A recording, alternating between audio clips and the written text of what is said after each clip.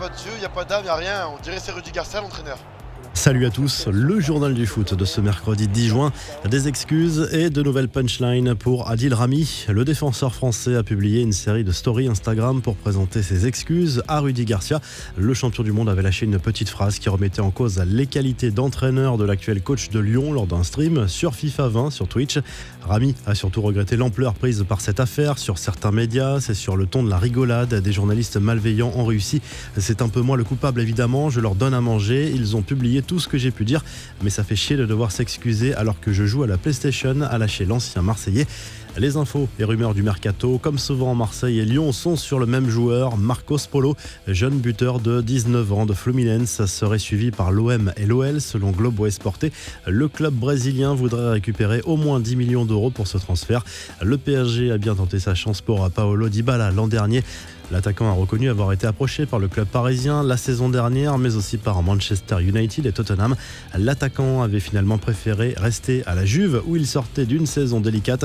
Lucas Touzard ne portera plus le maillot lyonnais. Le prêt du milieu de terrain n'ira pas au-delà de son terme prévu par le contrat signé entre le Hertha Berlin et l'OL l'hiver dernier. Il rejoindra officiellement le club allemand le 1er juillet prochain. Enfin, les rêves de Silvio Berlusconi, président de Monza, club promu en Série B. L'ancien dirigeant de l'AC Milan aimerait convaincre Kaka et Zlatan Ibrahimovic de venir le rejoindre dans cette aventure.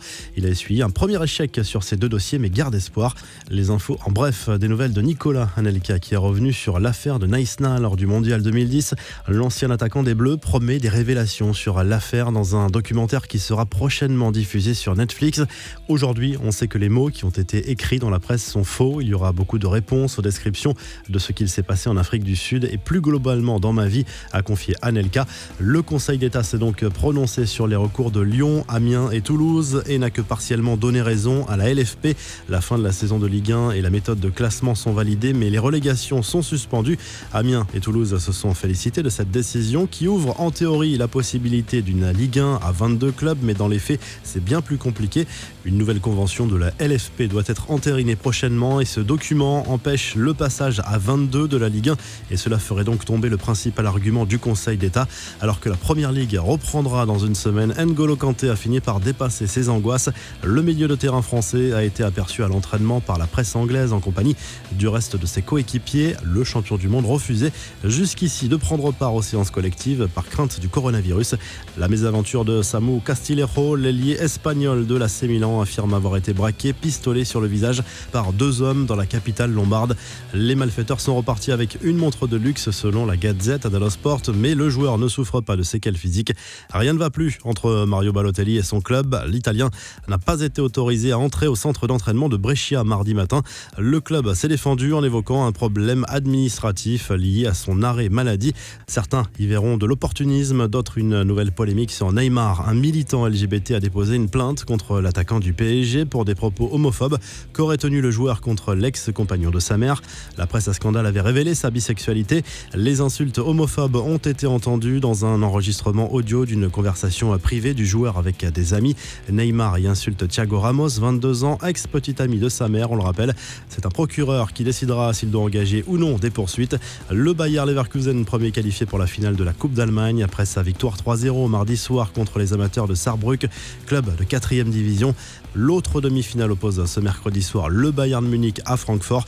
Décidément, Edinson Cavani se lance dans des activités surprenantes, bien loin du bling-bling de certains joueurs. Après le fauchage d'un champ, l'attaquant parisien s'est essayé cette fois à la tonte d'un mouton avec un certain succès, il faut le dire. Enfin, ce n'est plus un secret, Karim Benzema aime les très belles voitures. L'attaquant du Real Madrid s'est affiché sur Instagram aux côtés de l'un de ses modèles de luxe. Ici, une Bugatti qui fait son petit effet. La revue de presse déconfie, c'est le titre du journal L'Équipe ce mercredi. Référence bien sûr à Jean-Michel Aulas, refroidi par la décision du Conseil d'État qui confirme l'arrêt de la Ligue 1 à l'issue de la 28e journée. L'OL devra gagner soit la Coupe de la Ligue, soit la Ligue des Champions pour être européen la saison prochaine. En Espagne, le Mundo Deportivo consacre sa une à Clément Lenglet ce mercredi. Le défenseur français du Barça se dit enthousiaste de reprendre la saison et espère signer le doublé Ligue des Champions cette saison. Il précise également qu'il veut rester au Barça le plus longtemps possible. En Italie, Paolo Dybala fait la une de la Gazzetta dello Sport ce mercredi. L'Argentin s'est confié à CNN et semble vouloir rester à la Juve la saison prochaine. Côté prolongation, l'attaquant de la vieille dame serait un peu gourmand et exigerait un salaire annuel de 15 millions d'euros. Vous retrouvez l'actu foot sur topmercato.com, l'appli Top Mercato, et à très vite pour un nouveau journal du foot.